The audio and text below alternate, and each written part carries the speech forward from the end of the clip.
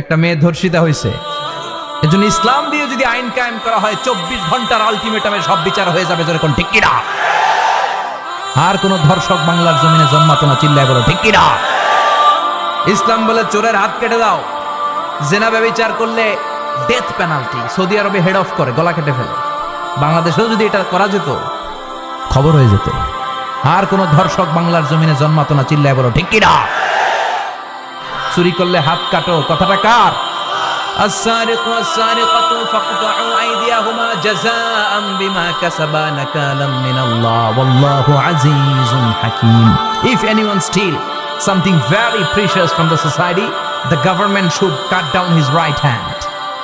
দামি কিছু চুরি করলে, এটা সাক্ষীর দ্বারা সাব্যস্ত হলে গভর্নমেন্টের উচিত তার ডান হাতটা এক কোপ মেরে কেটে দেয়া। কার কথা? বানু মাখজুমিয়া গোত্রের এক মেয়ে মদিনাতে চুরিতে ধরা পড়ল। অনেক বড় ফ্যামিলির, ডিগনিফাইড শিল্পপতির মেয়ে। সাহাবারা বলল, এই মেয়ের হাত যদি বিশ্বনবী মদিনায় কেটে দেয়, মদিনাতে তো মারামারি লেগে যাবে। কে বলবে বিশ্বনবীর কাছে যে সুপারিশ করার ক্ষমতা কেন নাই? বিশ্বনবীর পালক পুত্র উসামা বিন যায়েদ, যায়েদ ইবনে হারেসা, তার ছেলে উসামা পালক পুত্রের ছেলে, তাকে বিশ্বনবী বড্ড ভালোবাসতো। তার উপাধি হলো হুব্বু রাসূলিল্লাহ, বিশ্বনবীর ভালোবাসা। সবাই বলল, উসামা, আমরা যে বলতে পারবো না, তুই যে নবীরে সুপারিশ কর। ও নবী, যদিও চুরি করেছে মেয়েটা, সাব্যস্ত হয়েছে, কিন্তু আপনি মাফ করে দেন, হাত কেটে দিয়েন না। উসামা যে বলে, নবী হাত কেটে দিয়েন না। বিশ্বনবীর চেহারাটা আগুনের গোলার মতো লাল হয়ে গেল। বিশ্বনবী বললেন, উসামা, এটা আল্লাহর আইন, সুপারিশ করার সাহস তোর বুকের ভিতরে দিল কে? কে দিয়েছে স্পর্ধা? লাউ আন্না ফাতিমা বিনতে মুহাম্মদ সারাকাত লাকাতা মুহাম্মাদুন ইয়াদাহা। এই মেয়ে তো দূরের কথা, আমার কলিজার টুকরা, নয়নের পুটুলি, জান্নাতি নারীদের সর্দারানী আমার মেয়ে ফাতেমাও যদি চুরিতে ধরা পড়ে, আমি তলোয়ারটা বের করে ফাতেমার হাত কেটে দিতে 1 সেকেন্ডও দেরি করব না। কারণ আইনটা কার? চিল্লায় বলেন কার? এজন্য বাংলাদেশে চুরি চামারি আছে না নাই? হাজার হাজার কোটি টাকা উধাও হয়ে যায়, আছে না নাই? যারাই চুরি করবে হাত কেটে দেয়া হবে। বাইতুল মুকাররমের স্কয়ারের সামনে হাত কেটে দেয়া হবে। আর প্রতিটা চ্যানেল লাইভ ব্রডকাস্ট করবে, এটা সরাসরি সম্প্রচার। আমরা সবাই দেখবো কেমনে চোরদের হাত কাটে। এই নিয়ম যদি করে দেয়, দেশে আর চোর খুঁজে পাওয়া যাবে? কথা কন। তবে এই চোর লাউ চোর, ডাইল চোর, মুরগি চোর না, যারা 1000 কোটি টাকা মেরে দেয়। এক সিগনেচারে দেশের 10,000 কোটি টাকা নাই, চিল্লায় বলো ঠিক কিনা? এই চোরদের বিচার যদি করা যেত, তাহলে এই দেশে আর দুর্নীতি থাকতো না। দুর্নীতি দমন কমিশনের দরকার হতো না। মন্ত্রীদের রাতের ঘুম হারাম হতো না। এটা মদিনার সমাজ হয়ে যেত, শান্তির বাংলাদেশ হয়ে যেত, ঠিক কিনা? এজন্য আল্লাহ বললেন, গোলাম, এই জমিনের ভেতরে চুরি করলে হাত কেটে দিবা, জিনা ব্যভিচার করলে ডেথ পেনাল্টি, ক্যাপিটাল পানিশমেন্ট, মৃত্যুদণ্ড, সর্বোচ্চ শাস্তি, ঠিক কিনা? একটা মেয়ে ধর্ষিতা হয়েছে, তার বিচার হয়েছে না? প্রক্রিয়াধীন হচ্ছে, সবাই অ্যারেস্ট হয়েছে, হচ্ছে। এজন্য ইসলাম দিয়ে যদি আইন কায়েম করা হয়, 24 ঘন্টার আলটিমেটামে সব বিচার হয়ে যাবে, যেরকম ঠিক কিনা? ইসলাম বলে চোরের হাত কেটে দাও, জেনা ব্যভিচার করলে ডেথ পেনাল্টি। সৌদি আরবে হেড অফ করে, গলা কেটে ফেলে। বাংলাদেশেও যদি এটা করা যেত, খবর হয়ে যেত। আর কোন ধর্ষক বাংলার জমিনে জন্মাতো না, চিল্লায় বলো ঠিক কিনা?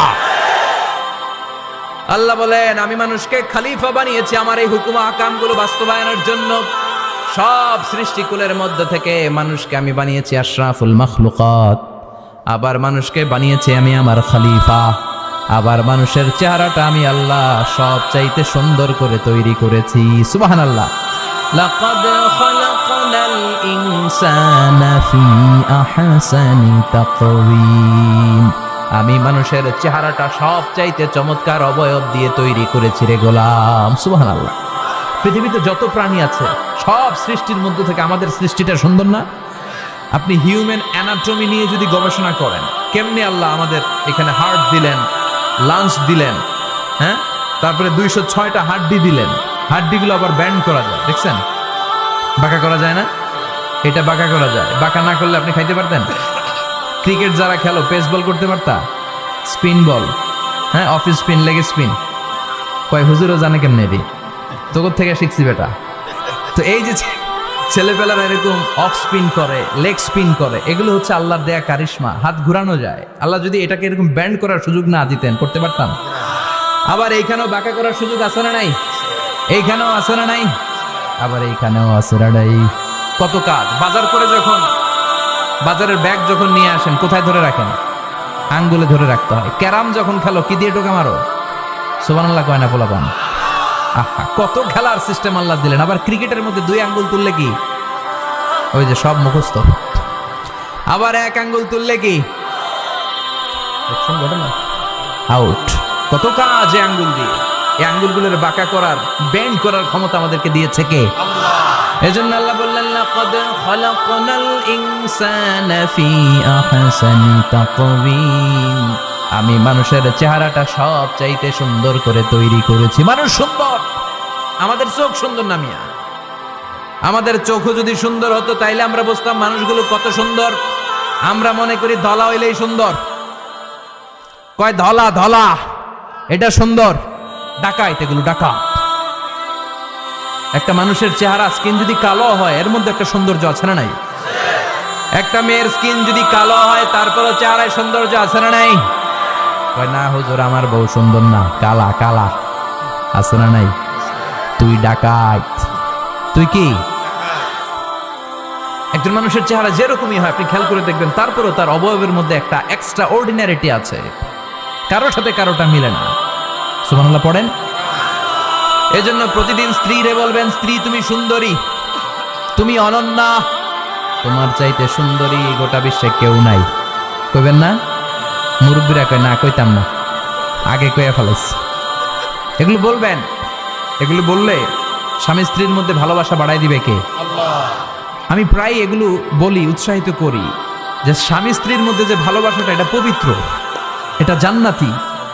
এই ভালোবাসা জান্নাতে শুরু হয়েছিল সাইয়েদনা আদম আর হাওয়ার মধ্য দিয়ে। চিল্লা এখন ঠিক কিনা? স্বামী স্ত্রী দুইজনে একের হাতের সাথে আরেকজনের হাত মিলালে হাতের সগীরা গুনাহ মাফ করে কে? স্ত্রীর চেহারার দিকে নজর করে তাকালে চোখের গুনাহ মাফ করে দেয় কে? স্ত্রীর জন্য প্রতি মাসে যে খরচ দেন, এই টাকাগুলো সদকা দেওয়ার সওয়াব আছে না নাই? স্ত্রীকে যে দামি দামি ভ্যানিটি ব্যাগ কিনে দেন, এটা তো সওয়াব আছে না নাই? কক্সবাজারে ঘুরতে নিয়ে গেলে সওয়াব আছে না নাই? ফুল কিনে দিলে সওয়াব আছে না নাই? ভালোবাসার গান শোনাইলে সওয়াব আছে না নাই?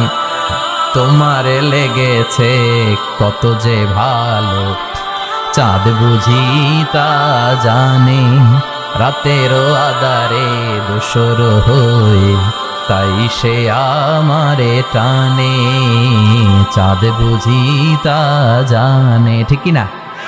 আজকে পারবেন না শোনাইতে রাত্রেবেলা? পারবেন? পারবেন? পোলাপাইন কয় পারবো। তো কত বেটা বিয়েই হয় নাই, বিয়ার পরে শোনাইস। তো এই ভালোবাসার গানগুলো শোনালে নিজেদের মধ্যে একটা ইন্টিমেসি তৈরি হয়। বিশ্বনবী এরকম স্ত্রীর সাথে খুনসুটি করতেন, ভালোবাসা করতেন। এটা হালাল, কিন্তু এটা জায়গা মতো না করে ভাবির লগে করলে মায়ের আছে না নাই? ভালোবাসার গান জায়গা মতো শোনাতে হবে। স্ত্রীকে ভালোবাসার গান না শুনিয়ে যদি চাচাতো বোনরে শোনাও, শালিরে শোনাও, পাড়ার মেয়েদের সাথে যদি টাঙ্কি মারো, ফিল্ডিং মারো, মায়ের আছে না নাই? তার মানে জায়গা মতো করলে সব সওয়াব। সুবহানাল্লাহ পড়েন।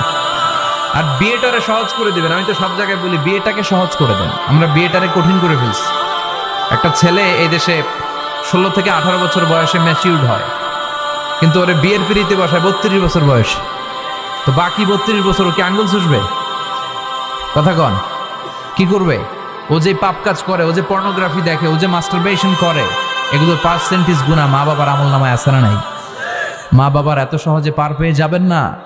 ছেলে মেয়েগুলারে সময় হলে বিয়ে দিয়ে দেন। বিয়ের চেয়ে ভালো কাজ পৃথিবীতে আছে? যেই সমাজে বিয়ের খরচ বেড়ে যায়, ওই সমাজে জেনার খরচ কমে যায়। বিয়ে করতে লাগে 10 লাখ, জেনা করতে লাগে 500 টাকা। কথা কন। এজন্য জেনাকে সহজ করবেন না বিয়েকে সহজ করবেন? বিয়ের কথা কইলেই পোলারা কয় তুই নিজের পায়ে দাঁড়া। তো এতদিন ও কার পায়ে দাঁড়াইছে? সহজ করবেন তো? আল্লাহ তুমি বুঝার তৌফিক দাও।